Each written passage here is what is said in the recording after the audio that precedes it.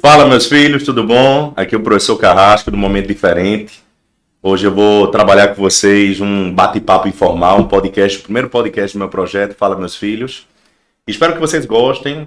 Eu vou convidar várias pessoas assim de vários ramos diferentes para a gente debater vários temas pertinentes na sociedade e, obviamente, na parte educacional, que é aquilo que concerne o meu dia a dia. Enfim, espero que vocês gostem desse debate e vamos crescer em conjunto, viu? E nesse primeiro momento eu tenho duas entrevistadas de peso.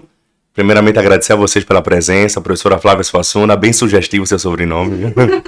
E Gabi, muito feliz de ter você aqui, você já trabalhou comigo no GGE e agora nesse momento como formadora de opinião, como professora, né? Eu que agradeço. Então assim, a gente vai tentar bater um papo sobre temas pertinentes da educação, passar um pouco de experiência de vocês também discutir um pouco sobre minha realidade atualmente nas escolas.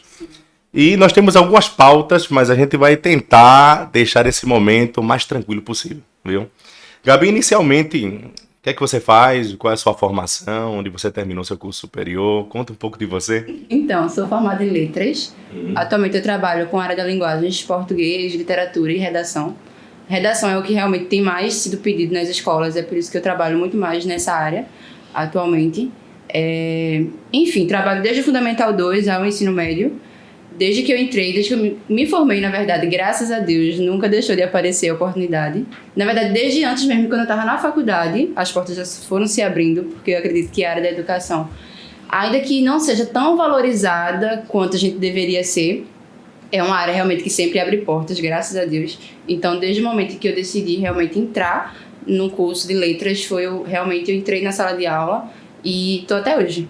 Eu lembro que você trabalhava como auxiliar de coordenação, né? Isso, pronto. Quando esse tempo que eu trabalhei como auxiliar de coordenação foi no tempo da pandemia, né? E aí foi quando eu tava trabalhando no colégio anterior e eles pararam. E aí eu tava querendo realmente continuar trabalhando em escola. E aí surgiu a oportunidade da auxiliar de coordenação. E aí eu fui. Só que aí eu pedi pra sair justamente porque o meu desejo era sala de aula. Então, eu até ouvi muitas críticas de tu vai sair de um colégio tão bom e tal. Se voou, é algo realmente que eu quero, é o que eu sonho. Foi quando eu decidi realmente sair e ir para a sala de aula. Então, atualmente você já está formada, né? Tô sim, há 2 anos. 2 anos. Então é contemporânea, né? É nova no mercado, coisa boa. Tô nova no mercado. Espero que você goste desse momento. Olha, pode ter certeza que tua participação vai enriquecer o nosso debate. Tenho certeza disso. Professora Flávia. Professora Flávia Suassuna.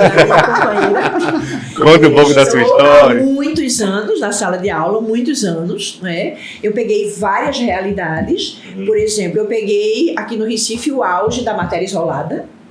Né? O começo e o auge, né? E depois a decadência da matéria isolada, né? Porque, por exemplo, eu tinha um curso particular com uma pessoa chamada Vicente, uma pessoa maravilhosa. Aí o nome do curso era Vicente e Flávia. Então eu trabalhei durante 20 anos somente em matéria isolada. Eu trabalhava com Vicente, né? E depois que eu saí da matéria isolada, eu fui para Fernandinho. Quer dizer, eu continuei trabalhando nessa área de cursinho. Né? Certo. E recentemente o Fernandinho se tornou somente uma plataforma de exercícios para as crianças, para os alunos, né? E todos os professores foram demitidos porque ele não oferece mais aula agora, né? Veja, eu continuo prestando serviço a ele porque ele pede a gente e depois paga por serviços prestados para a gente corrigir e gravar questões. Porque exatamente o menino precisa ver a solução das questões, não é se ele errar a questão que ele está fazendo, né? Como se fosse, ele chama rapel, né? Quer dizer, o menino vai fazendo, erra uma e aí precisa ter a correção para poder ele entender por que errou, né? Então, ele continua nessa área, mas num formato completamente diferente, né? E aí, eu entrei de novo dentro das escolas, né?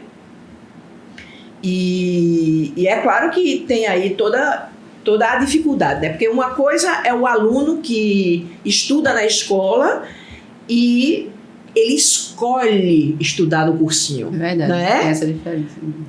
Então, agora eu estou lidando com um aluno que, digamos assim, é obrigado a ir para a escola, não é? E ele não escolhe o professor, ele tem que se haver com aquele professor que está na frente dele.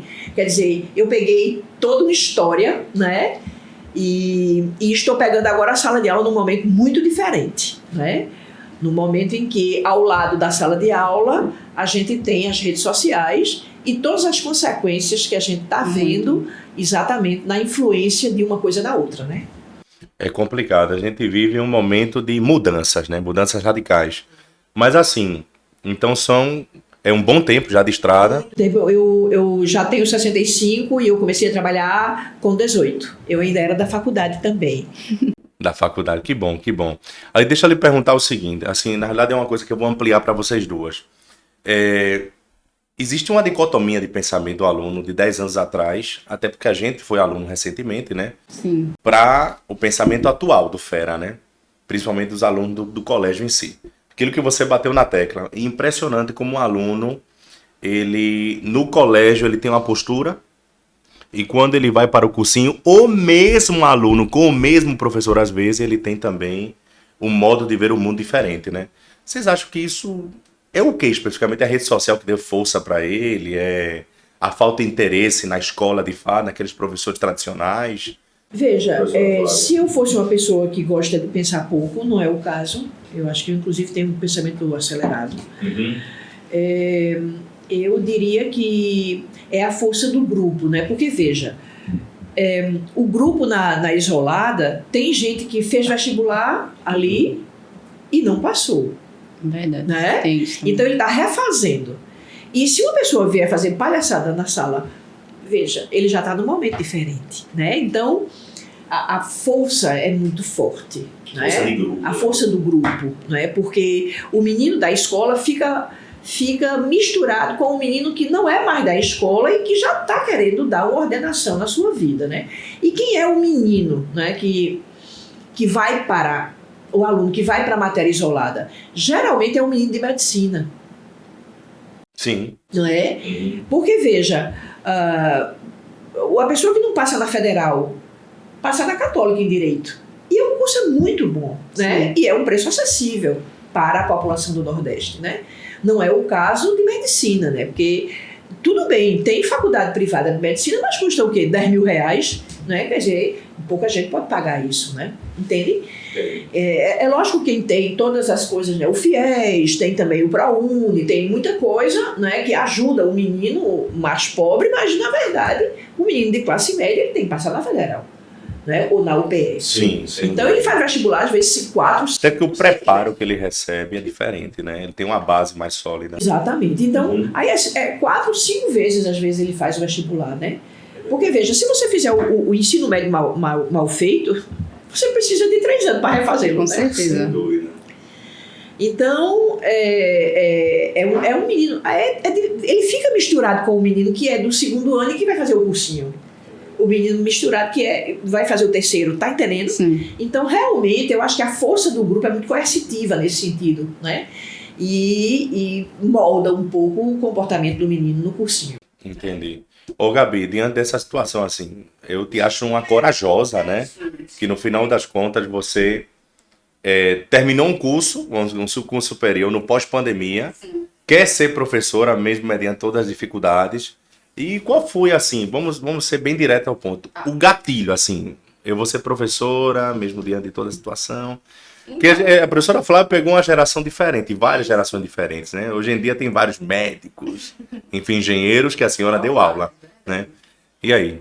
Eu acredito que eu realmente permaneci, porque sempre foi um sonho para mim dar aula. Então, independente dos problemas que a gente enfrenta todos os dias, que não são poucos, eu permaneci justamente por conta disso. Eu sempre admirei muito a profissão do professor, desde a infância.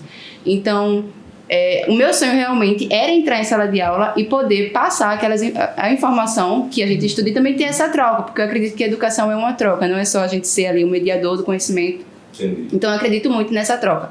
Então, apesar dos problemas, porque eu sinto também isso, porque eu trabalhei antes da pandemia e pós-pandemia, eu sinto essa diferença. Eu vejo que os alunos, eles chegaram em sala de aula depois da pandemia, acho que com uma revolta, querendo colocar pra fora, não Aí sei. eu quero falar sobre isso. Nem se preocupe que eu vou ler de fácil.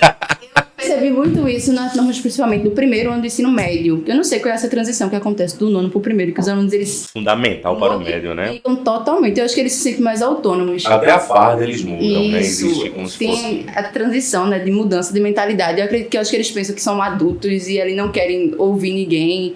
E aí, realmente, quando chega no ensino médio, existe essa mudança. E calhou de eu realmente dar aula no ensino médio justamente depois da pandemia. A gente teve uma turma do primeiro ano do ensino médio que os professores realmente eles queriam fugir daquela turma.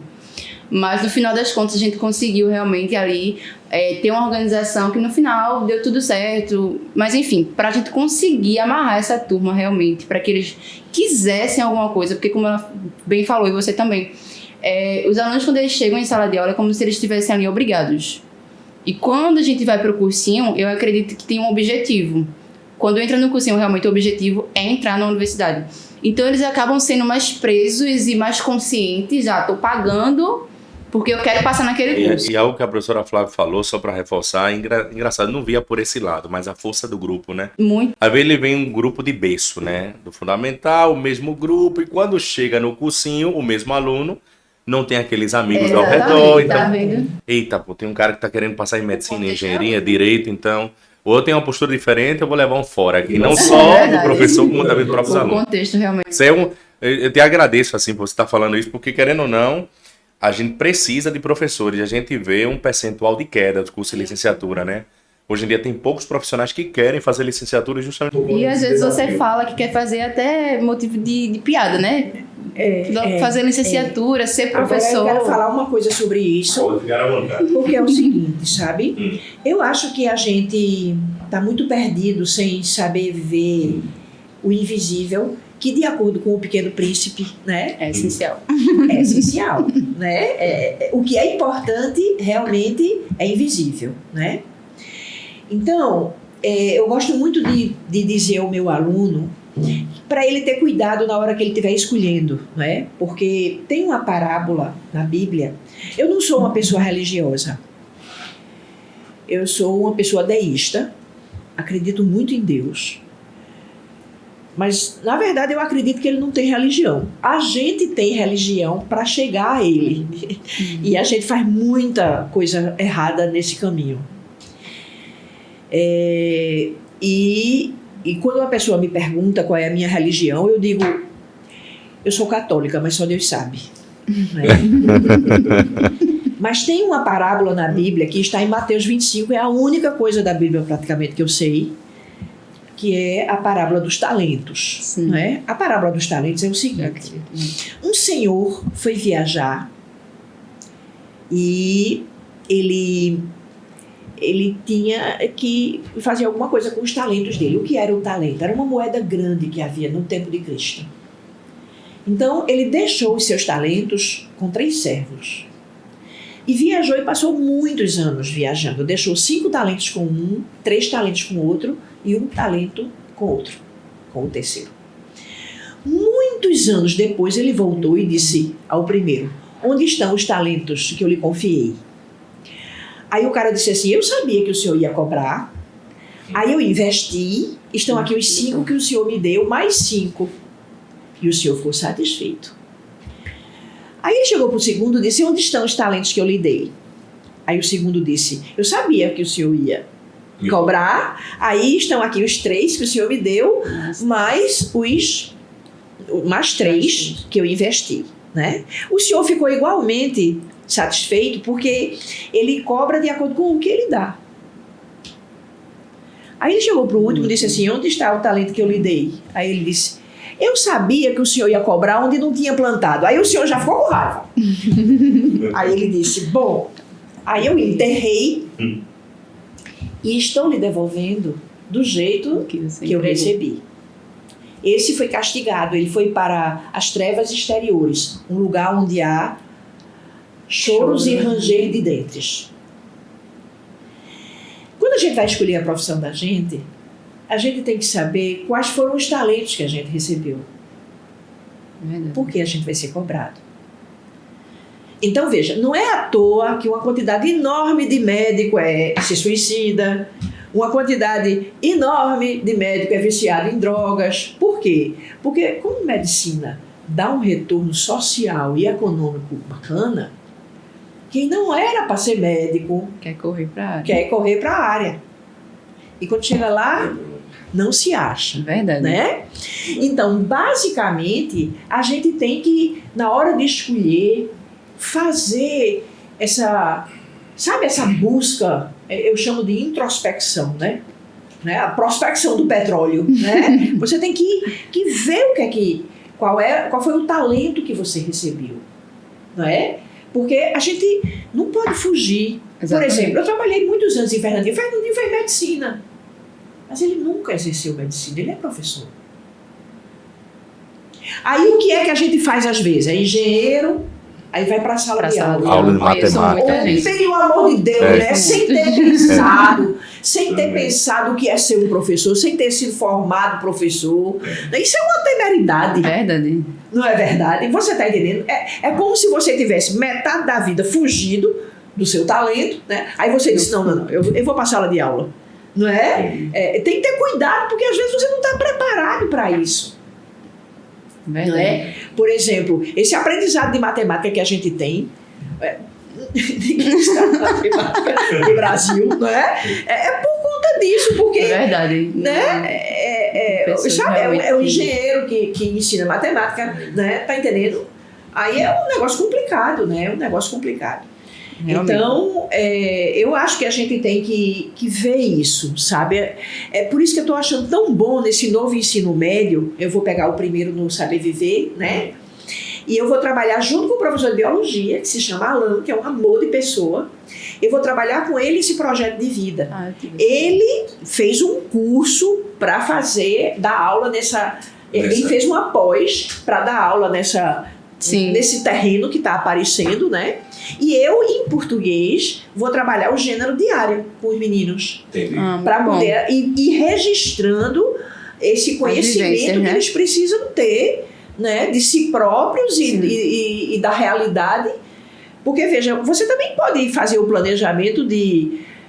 quando uma pessoa diz, você professora, a pessoa, você não vai conseguir. Aí você diz assim, eu vou mudar o mundo. Porque eu acho que esses planos, uma vez, Eduardo Galeano me contou uma história que eu amei. Foi assim, ele disse que estava numa palestra e no final ele disse assim, as utopias são muito importantes. Aí acabou, ele disse isso, né? Aí uma pessoa levantou o dedo e disse assim, Eduardo, e para que serve mesmo uma utopia? Aí ele disse que ficou mudo, né? Aí um cineasta argentino, estava junto dele, chamado Fernando Birri, disse assim, utopia é assim. A gente bota a utopia no horizonte.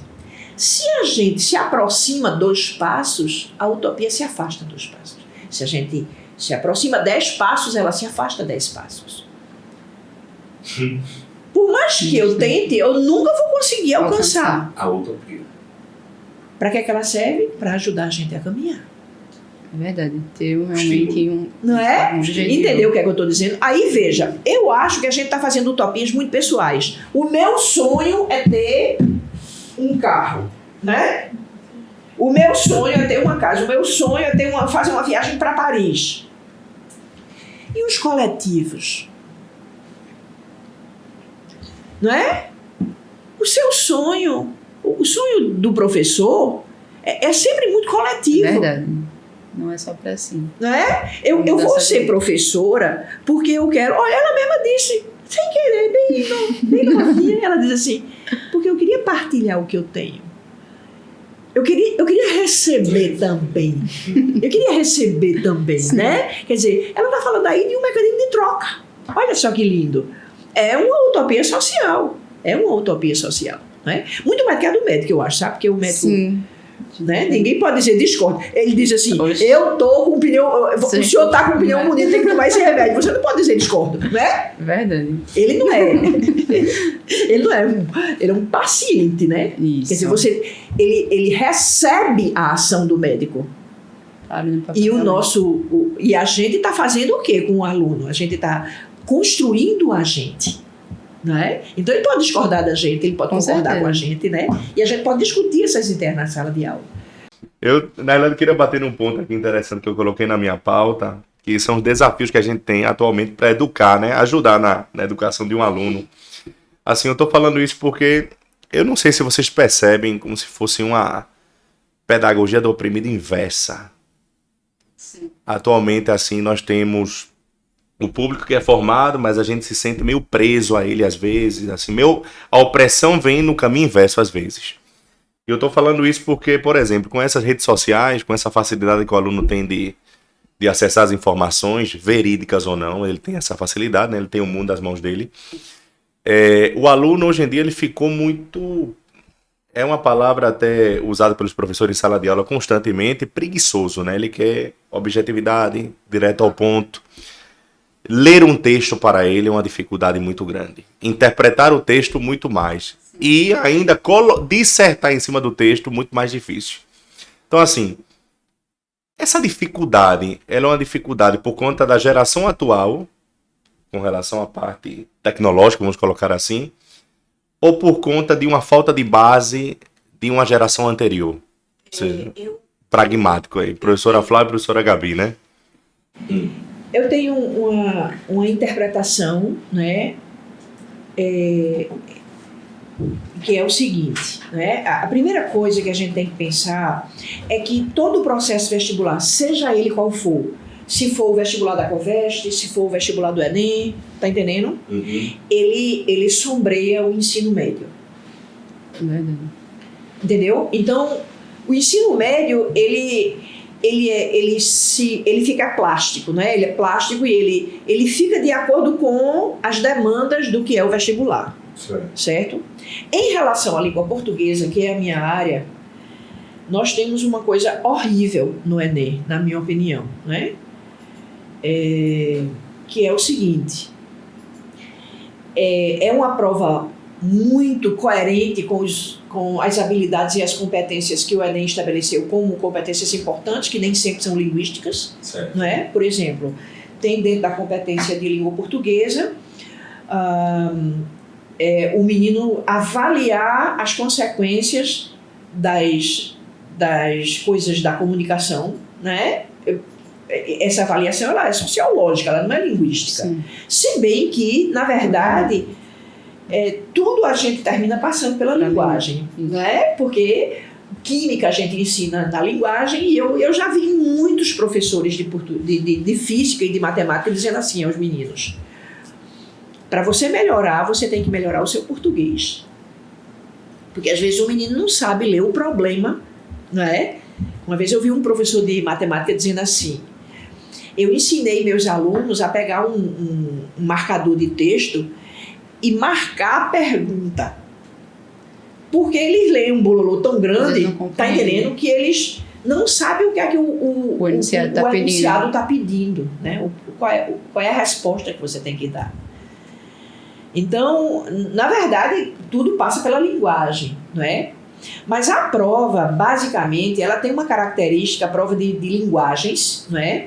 Primeiro a gente tem que pensar uma coisa, que se educação física está na prova de linguagem, né, aí fica uma complicação, porque se tudo é linguagem, nada é linguagem, não é? Então, é uma prova que, na verdade, é pouco cooperativa com o real ensino de português. Realmente. Tá entendendo? Ela é coerente com as habilidades. Entendi. Mas para fazê-lo, aí o menino não quer assistir a aula de português, porque aquilo que você está ensinando não vai cair na prova. E é um negócio complicado, não é isso? Tá entendendo como é? Aí você tem que forçar, né? Por exemplo, você tem que dar aula de literatura, você tem que mostrar ao menino que a língua é um organismo vivo que tem modificações diacrônicas. A língua formal do século XIX, a de Machado de Assis, é diferente da língua formal de hoje. Sem dúvida. Então você tem que mostrar que essas são mudanças inescapáveis. Você tem que que você tem que aceitar que essas mudanças acontecem, né? Então, e veja, ensinar literatura é dificílimo, porque não é só ler. Você tem que entender o contexto em que aquele texto foi produzido. Exatamente. Não é? Então, o português de literatura é um português que ensina um pouco de história também. Isso eu ia lhe perguntar, né, sobre isso. Assim, por exemplo, a parte de Gabi. Gabi, você trabalha, por exemplo, a professora Flávia trabalha muito com literatura. Sim. Tem um contexto histórico, o aluno não gosta de ler. Vamos ser direto ao ponto. Hoje em dia, quanto mais objetivo, melhor. É o resumo, é a síntese do resumo, né? No teu caso, o português técnico, que você ainda ensina em sala de aula. Português, até nosso colega Rogério Lopes ensina aquele português técnico mesmo. Pronome, concordância e tal. Que tem coisa que de fato eu não lembro, né? Mas a gente já coloca em prática de outras formas. É difícil, né? Porque o aluno ele perde o interesse. Então, principalmente quando ele chega no ensino médio, eles revêem os conteúdos que viram no fundamental. De forma mais aprofundada, claro.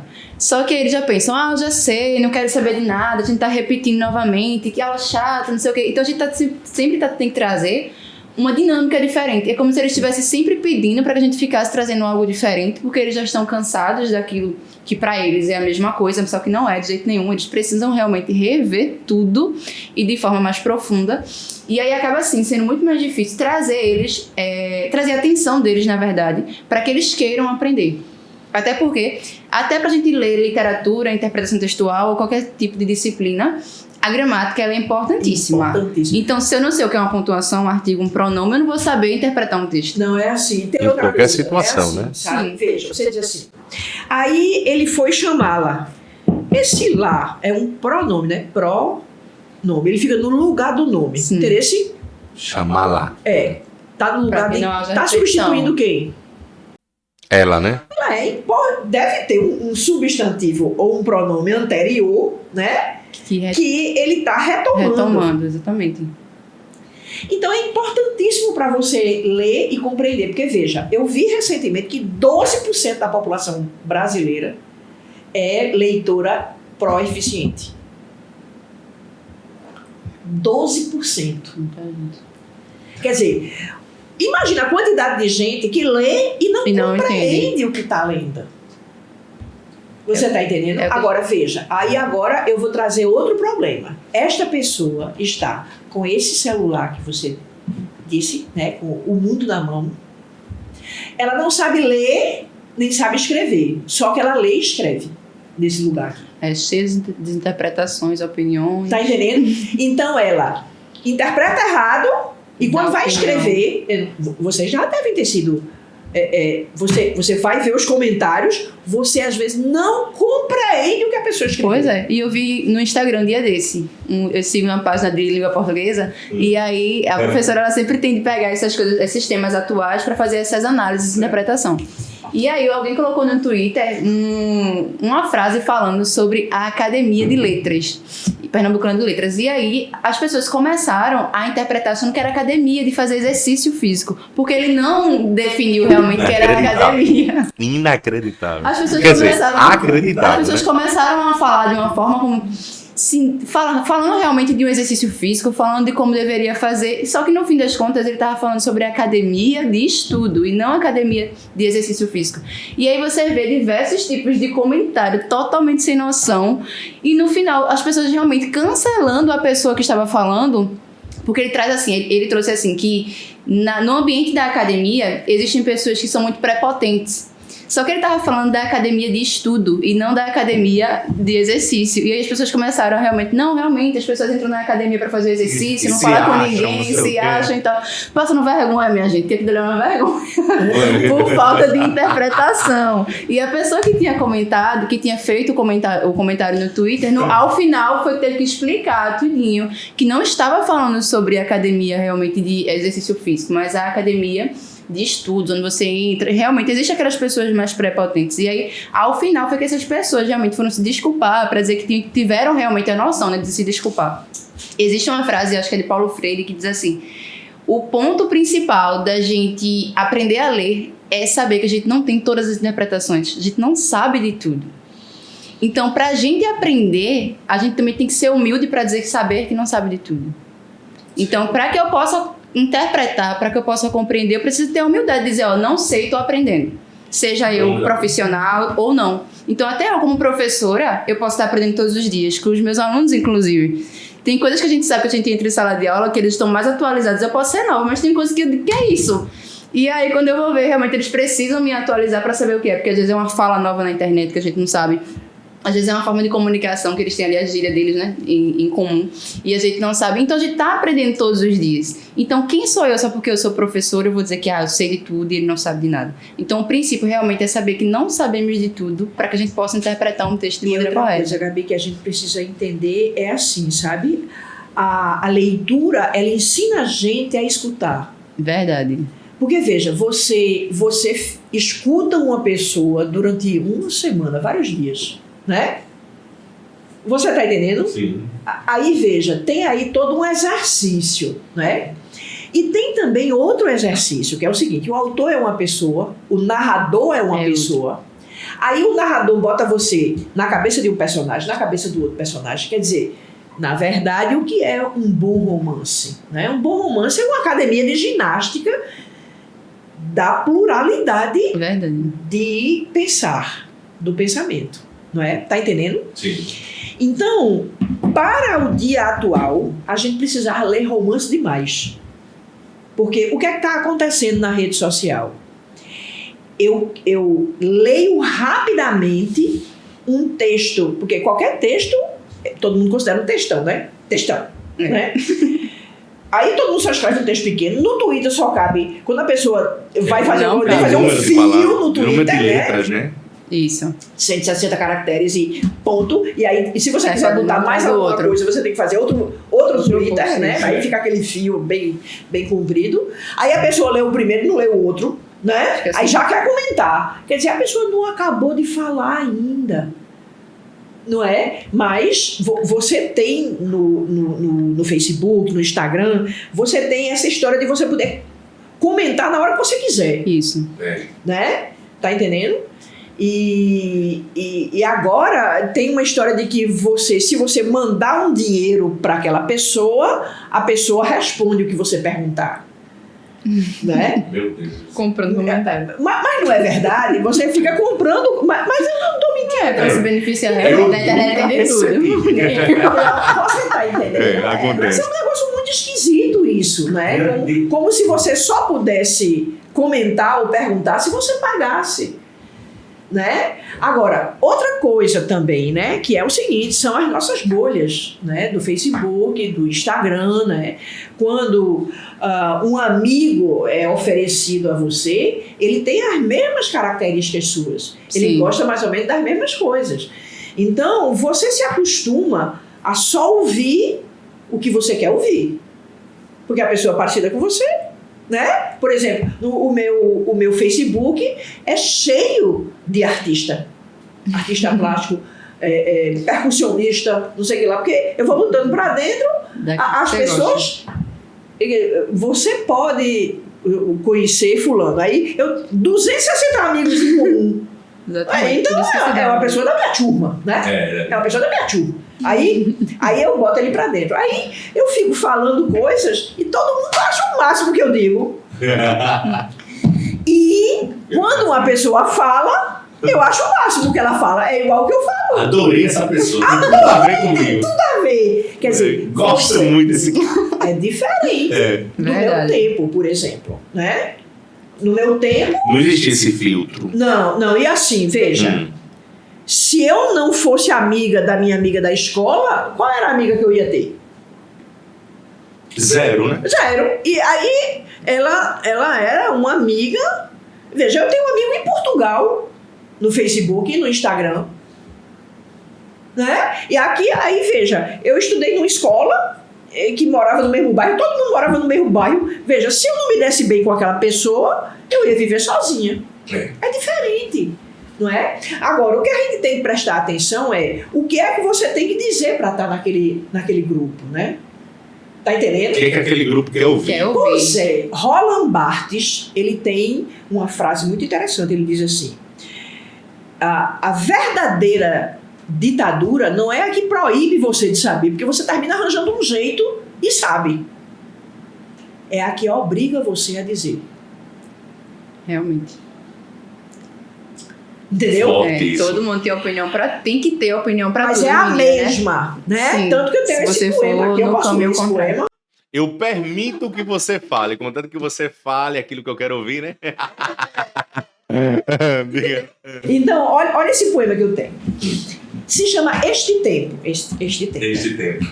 Os assuntos fingem-se de vivos, mas a repetição os mata. Né? Você abre seu Facebook e aí uma pessoa fala uma coisa, outra pessoa fala a mesma coisa, outra pessoa fala a mesma coisa, outra pessoa fala a mesma coisa. E o que eu acho engraçado, sabe o que é? É que eu não sei o que a oposição fala, porque eu não tenho o Facebook da oposição. Mas aqui eu sei espelhado pelo contrário. Né? Certo. Os sujeitos de próprios, mas a repetição os mata. As palavras de socorro, mas a repetição as mata. O pertencimento de possível, mas a repetição o mata. O presente de suportável, mas a repetição o mata. O passado de lição, mas a repetição o mata. O futuro de diferente, mas a repetição o mata.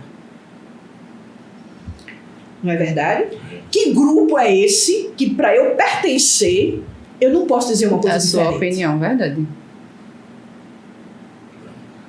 Isso não é um grupo. Isso não é um pertencimento. Você não está sendo aceita realmente, né? Você está se moldando. Exatamente. Então esse discurso, muitas vezes que se adota diversidade de ideias, ela é uma falácia, né? Argumentativa. Demais. E o Enem ajuda, não é?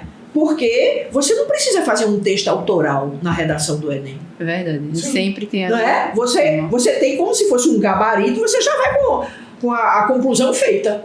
O que é que o governo tem que fazer, o que é que não sei quem tem que fazer, né? Você já vai com a introdução feita, aí você troca. Se for violência urbana, eu boto violência urbana aqui. Né? E esse texto, ele tira 9 no Enem.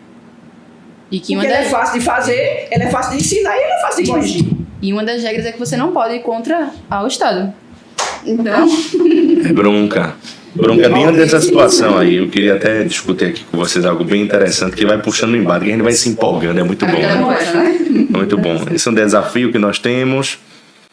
Sim, vamos bater na tecla porque a gente sabe que nós temos uma geração, as livrarias estão fechando, o aluno não gosta de pegar o livro físico para ler, apesar de que eu não vou negar, eu não sei se eu tô com 35 anos, jovem, acabei de sair ali do berço da faculdade. Mas assim, eu gosto de livro físico para marcar e tudo mais. E o aluno gosta muito, às vezes, de virtual, uma síntese, um resumo. Ele bateu nessa tecla, não gosta de ler, né? E essa pandemia gerou o quê, na tua opinião, Gabi? Assim, como consequência principal? É a falta de base mesmo? O aluno já era mal educado de fato? Então, né? Tem tudo um pouquinho, né? A gente falou também um pouco sobre... Antes da gente começar, a gente estava falando em questão de familiar também. Tem esse ponto também familiar. Às vezes, em casa, ele não é estimulado para leitura, não é estimulado para estudo. Enfim. O pai e a mãe não leem. Não lê, então é muito difícil. Não é impossível, mas é muito difícil criar um leitor sem exemplo. Então, acaba tendo realmente esse impasse. Mas eu acredito que a pandemia ela aumentou muito, muito mesmo assim. Como a gente já estava falando, a internet e a rede social, ela veio sim como um benefício, tanto é que se a gente não tivesse a internet, as aulas elas não teriam continuado como continuou. Porém, a gente também não pode descartar os pontos negativos. A sociedade, de modo geral, ela tem tudo muito rápido.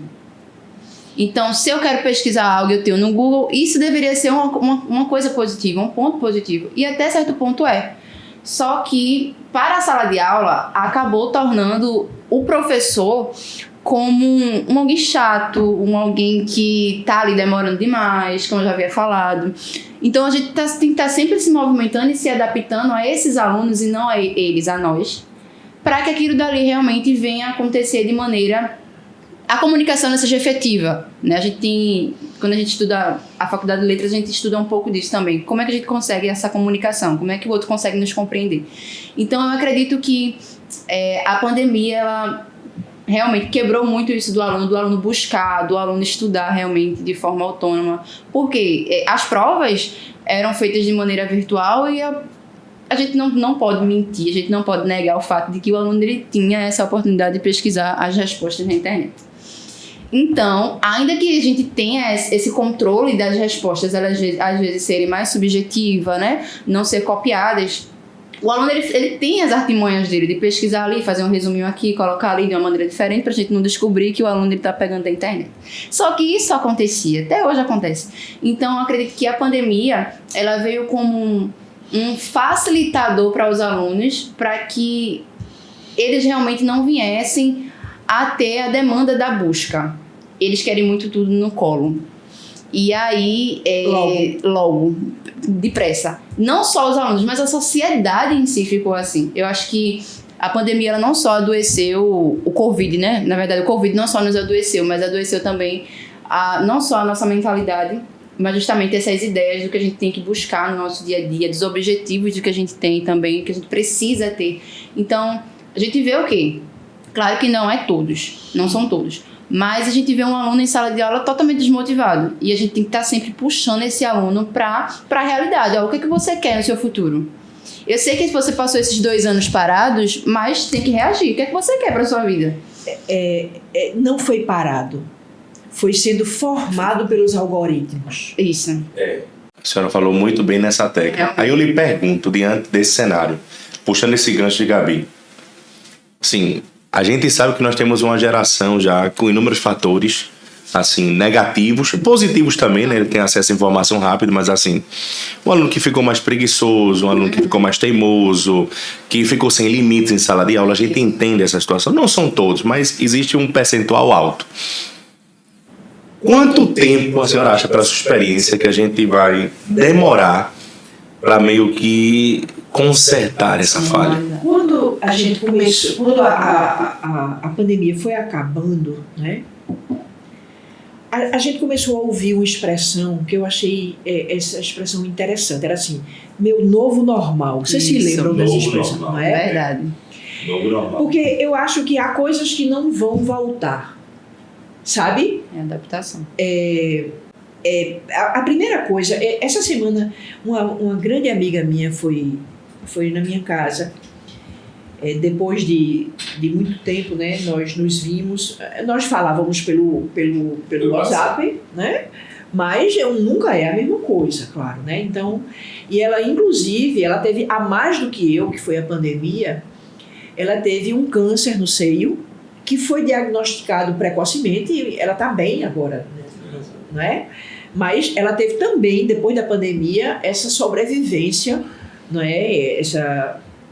Que ela teve que fazer, enfrentar esse problema, né? E ela disse assim, eu estava com tanta coragem durante a pandemia, mas eu estou tão preguiçosa agora. Está acontecendo isso com você, Flávia? Eu disse, está, Coca. É como se fosse uma ressaca, sabe? Que eu acho que a gente tem que viver essa ressaca como um luto, né? Você imagine, veja, é como uma guerra. Quando você vai dizer assim, mudanças de sociedade, guerra, epidemia, né? A epidemia é assim, é uma ameaça à sua vida e à sua sobrevivência. Verdade. Veja, quantos de nós, professores, perderam o emprego? Quantos profissionais perderam o emprego? Não é? Muita gente perdeu o emprego, minha gente, né? Ou teve que se adaptar a uma realidade completamente nova, não é? Isso você faz no momento da emergência, né? Por exemplo, uma pessoa que é assaltada e corre para não ser assaltada. E você diz assim, eu corri tanto... Veja, você não sabe nem como correr. Naquele momento você teve aquela energia. Realmente. Aquela reação, né, de você enfrentar aquilo. Mas depois vem a consequência, a realidade. Nesse novo normal que vai chegar, não é? Que eu acho que a gente não vai mais nunca voltar ao que a gente era, né? Não é brinquedo, não. Você passar 2 anos com a vida ameaçada. Isso que é um trauma, né? Que É um trauma, realmente. quer dizer, é uma coisa... Não, e quando a gente ligava a televisão, era só notícia danosa, negativa. Ia matando o nosso psicológico. Não é? E era informação, que você toma isso, que melhora, não quer a vacina, isso, aquilo, não sei o que, você não sai de casa, mas pode sair porque você tem imunidade alta. Aí a gente fica muita informação, eu não quero ouvir ninguém. Não quero ouvir ninguém. Tá entendendo? Então, eu acho que tem toda essa questão aí, né? Eu acho que esse aluno do ensino médio, ele mudou, né? Bastante, né? Veja, imagine um menino que esse ano foi 3º ano, ele passou o 1º e o 2º na pandemia, tendo aula online, que ele podia desligar e descartar, né? Fazendo prova com pesquisa ou com pergunta ao amigo, não é verdade? E, veja, foram 2 anos, sendo que, veja, ele também está sofrendo os efeitos desse momento. É um efeito muito nefasto. Verdade. Né? Eu acho engraçado quando, por exemplo, a gente diz assim, né? A peste negra, a gripe espanhola, a Covid, né? Quer dizer, a gente faz uma marcação temporal, né? O que é que eu era antes e o que é que eu fiquei depois, né? Agora, basicamente, a gente tem que trazer uma reflexão sobre as redes sociais. Tem que trazer. E deixa eu lhe dizer uma coisa interessante, até uma maneira de valorizar o trabalho da gente em sala de aula. Que assim, eu lembro muito bem que antes da pandemia, 2019, era muito comum professores, inclusive eu, pensar na possibilidade de criar uma plataforma virtual no YouTube. Eu quero fazer um curso virtual. Por quê? Porque o curso virtual vai ser uma procura elevada, os alunos vão querer, o aluno já está ligado no celular mesmo, ele vai poder assistir às aulas no ônibus, no Uber, em casa, deitado no sofá, onde ele quiser. E, poxa, era uma possibilidade educacional. Tinha um curso presencial e tinha um curso virtual. Só que eu sentia que a gama de procura era pequena. Era 60% presencial e 40% virtual. Quando o aluno passou a ter apenas uma condição de estudo, que era virtual, eu percebi que ele já meio que... Eita, eu não consigo aprender virtualmente. Porque eu não consigo me concentrar da forma que eu me concentraria presencialmente. Foi a partir dali que eu já escutei muito aluno, até do 3º ano das escolas que nós trabalhamos, dizendo assim, eu comecei a valorizar mais o professor em sala de aula a partir dessa vertente.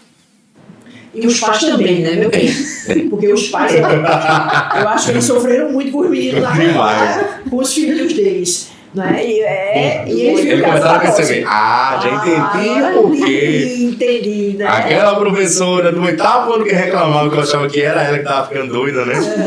Entendi. Né? Quer dizer, eu acho que a gente teve como se fosse uma experiência máxima, né? Isso. Com essa história da internet, e a gente teve em 2 anos resposta para muita coisa, né? Muita. Por exemplo, até onde a gente pode usar de forma extremamente positiva o online, né? Por exemplo, eu estou fazendo um curso online agora, Flávia, né? Quer dizer, a universidade que eu estou fazendo é em Guarulhos, em São Paulo. Né? Já pensou? E foi uma coisa muito positiva para mim, porque eu li muita coisa nova, né? Eu me deparei com um conhecimento novo, né? Porque meu pai era médico e ele dizia assim, toda a minha vida profissional eu usei o que eu tinha estudado na faculdade. Isso não é mais verdade, né? É verdade. Isso já não é mais verdade. Assertivo, né? Assertivo. Isso não é mais verdade. Então, a gente tem que o tempo todo, né, ir, digamos assim, acompanhando a produção, né? E aí a gente sabe, né? Veja, a gente sabe quais foram os mecanismos que a gente usou que ajudaram a gente, né? Foi uma coisa como se fosse assim, 10 anos em 2. Né? Sim. Então eu achei isso muito importante. A gente acelerou, adiantou muita coisa. Adiantou muita coisa, né? Foram muitas experiências que a gente teve e assim, a gente pôde, nesse período, fazer um aprendizado do que é bom, né? Então, eu acho muito importante que o menino diga assim, eles estão dizendo, né? Não é a mesma coisa. Porque a gente olha no olho do menino. Eu não sei se vocês têm uma sensação, tem uma hora que a gente diz uma frase, você vê que o menino aprendeu. Você nota. Assim, quando ele não aprende, eu sei que ele, mesmo me olhando, a cabeça dele está em outro canto. Né? A gente, esse olhar, né, tá entendendo? Presencial, ele é muito importante, né? E eu sou, por exemplo, uma pessoa muito emocional, né? Então, eu acho que, sabe, sem emoção não vai nada, nem sexo. Tá entendendo? Apesar de tudo que os meios de comunicação dizem, né? A conexão é outra coisa. É outra coisa, tá não tem como. Tá entendendo? Sem tesão não há emoção, né? Não há nada. De fato, tem que ter o coração no meio, né? Porque se for só racionalidade... Não dá certo, importante não funciona. que o tenha tido essa experiência, que o pai tenha tido essa experiência, para poder, como se dissesse assim, com um novo olhar sobre nós. Sim. Né? E eles dizem até abertamente, mas professor, precisava ser de uma forma tão traumática? Porque, por exemplo, eu vi aluno assim. Aquele aluno que você sabe, poxa, ele tá vindo para a escola forçado. Mas quando teve a pandemia que ele ficou ausente, foi cortado dele a possibilidade de ir para a escola. Quando ele voltou, eu estava precisando vir para a escola, dizendo assim, meu filho, você falando isso é o milagre da multiplicação dos pães. Você falando isso me toca o coração. Agora, o que ficou para trás realmente é essa falta de base, essa falta de postura, às vezes, do aluno, né? O não ter um limite é complicado. E o aluno que saiu do 10 para o 0, né? Por quê? Como assim, professor? Você tirava só 10 durante a pandemia. Agora ficou pro 0. É uma sabotagem, né? Sabotando. Complicado isso, complicado. Aí, diante dessa dificuldade de leitura que o aluno tem, de interpretação de texto, em todas as áreas de conhecimento, essa mudança nas provas de vestibulares que nós estamos tendo, vai ter uma mudança agora no Enem, né, para 2024. Sei, assim, na área de vocês especificamente, Gabi e Flávia, você prefere assim, a prova mais objetiva ou subjetiva? Não, é assim, eu na verdade comecei a falar e terminei sem terminar, né? Que é a prova de linguagens do Enem, né? A prova de linguagem do Enem, ela tem uma característica que é o seguinte: todo mundo acerta 40, ninguém acerta 5. Ou todo mundo acerta 30 e ninguém acerta 10 questões. Nem o professor, quando vai comentar a prova antes do gabarito sair, você fica na dúvida entre duas e elas não estão bem feitas. Aí, quando sai o gabarito oficial, tá entendendo? Aí você tinha dito a outra e não essa, né? Entendeu? Então, é assim, a nota de português ela fica presa entre 650 e 750. 720. Ninguém tira 760 na prova de português. A nota fica presa. Veja, tem gente que tira mais de 1000 em matemática. Aí o que é que o menino quer? Estudar matemática. Porque se ele precisar subir a nota, ele não sobe em português, que a nota em português fica presa. Tá entendendo? Complicado isso. Entende? Aí ele não quer. Algoritmo. Aí ele não quer estudar português, né? Porque aquilo que está sendo dado na sala não cai na prova e a prova de português vai prender a nota dele. Com o que ele chegou no ensino médio, ele já tira 750, exatamente. 650. Veja, se ele tirar 550, ele está lascado. Mas... Pode tirar ele do páreo. Não entra em canto nenhum. Tá entendendo? Mas se ele ficar entre 650 e 720, ele consegue. Porque ele vai tirar o diferencial lá nas outras. Em matemática, entendeu? Porque aqui ele não consegue. Ninguém tira 9 em português. Percebe?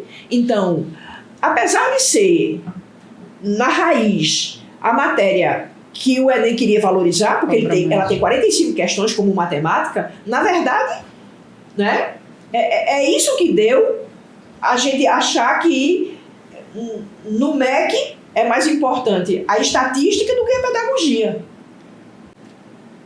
Complicado. E esse TRI complica muito, né? Que ninguém sabe o que é. Que ninguém sabe. Qual o padrão que eles usam. Diante disso, Gabi, deixa eu te perguntar. Pautado nisso que a professora Flávia comentou assim. Vamos lá, você está começando agora, né? A sua carreira como professora. A gente sabe da dificuldade que você vai enfrentar, os desafios, enfim, mas não vai tocar nesse ponto mais. Tá bom já, né? Tá bom. Logicamente que a gente não vai romantizar, mas assim, é muito importante debater ônus e bônus. Sim, com certeza. Assim, a gente sabe que o aluno tem essa falta de base, interpretação de texto, de leitura. Qual o melhor momento, que você acha que o aluno tem que começar a aprofundar, detalhar, você forçar o aluno, forçar a porca para que ele leia mais? Então, acho que de fato é no fundamental, ou ele pode, na verdade, resgatar o tempo perdido no ensino médio, de fato? Olha, eu acho que realmente deve iniciar do fundamental. Até porque, como eu já havia falado, Mesmo ele imaturo, né? Alguns assuntos do ensino médio acabam se repetindo, do fundamental, acaba se repetindo no ensino médio.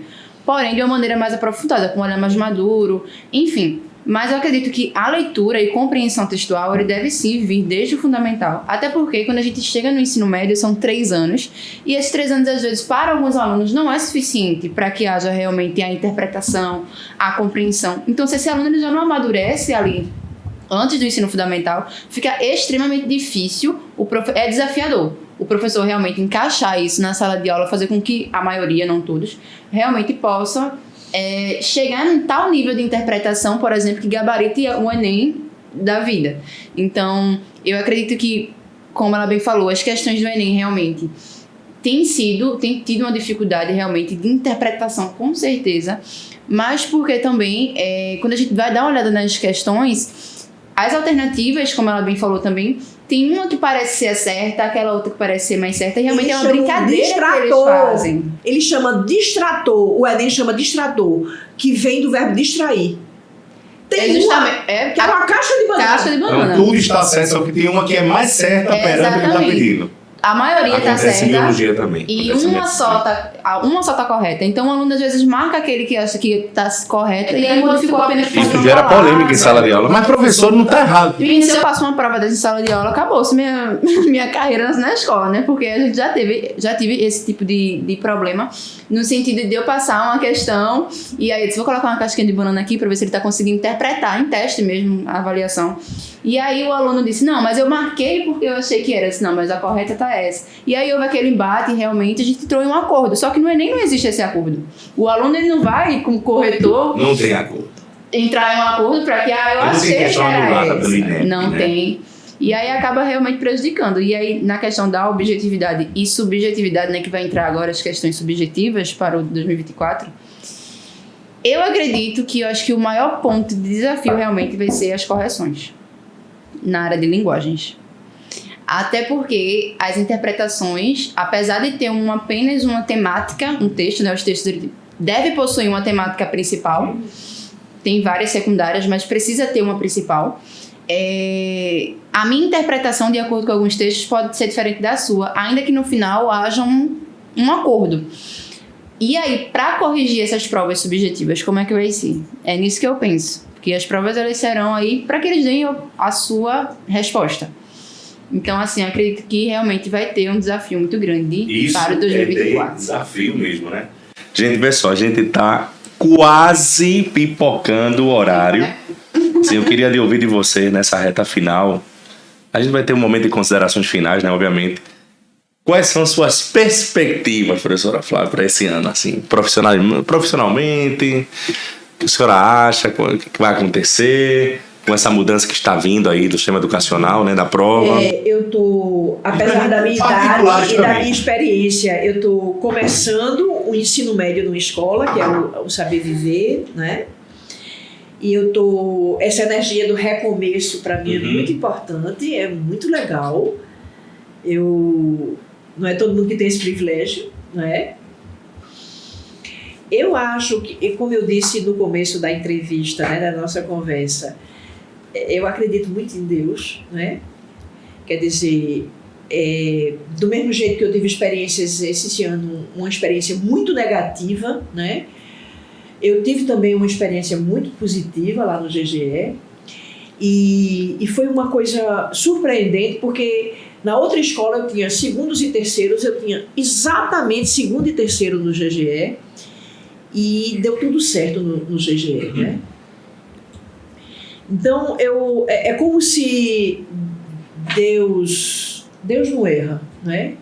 Se eu estou aqui, é porque é importante para os meninos que uma pessoa com a minha experiência esteja com eles. Sem dúvida. Né? Então, Uma das coisas mais lindas que eu acho é porque às vezes quem é mais velha pensa assim, meu Deus, eu estou falando uma coisa que não tem mais nada a ver, né? Aí pensar isso significa dizer, Deus errou. Certeza. Na verdade, eu acho que não existe coisa mais rica do que a interseção das gerações. E esses debates, esses embates, esses desafios, né?